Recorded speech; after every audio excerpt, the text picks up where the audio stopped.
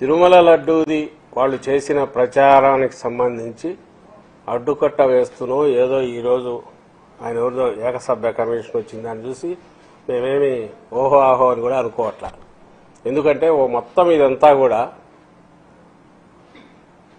ఒక కల్పిత గాథ, ఎండ్ టార్గెట్ వాళ్ళు దోచుకోవడానికి ఖజానాతో ఫుల్ ఉన్న తిరుమలను అక్కడ టీటీడీ వీటిని దోచుకోవడానికి ఒక మార్గం ఏర్పాటు చేసుకోవడానికి అల్లిన కథ అని తర్వాత రుజువైన నేపథ్యంలో ఇంకా దాన్ని ఎట్లా క్లోజ్ చేయాలని దీనికి తీసుకొచ్చినట్టున్నారు.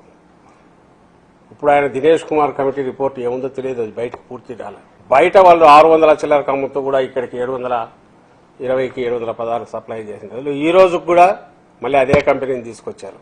నాకు తెలిసి 680కో ఎంతకో తెచ్చినట్టున్నారు. 400 రూపాయలకు సప్లై చేస్తున్న నెయ్యి వితౌట్ ఏమి క్వాలిటీ స్టాండర్డ్స్లో చేంజ్ లేకుండా, టెస్టింగ్ వీటిలో తేడా లేకుండా ఒకేసారి 200-300 పెంచుకున్నారు. దానికి ఫౌండేషన్ వేయడానికే అబద్ధ ప్రచారం చేశారు. అట్ ది కాస్ట్ ఆఫ్ భక్తుల మనోభావాలు, అట్ ది కాస్ట్ ఆఫ్ దేవదేవుడు. చంద్రబాబు నాయుడు ఆయన ముఠా కలిసి అబద్దాల ప్రచారం, అసత్య ప్రచారం చేశారు.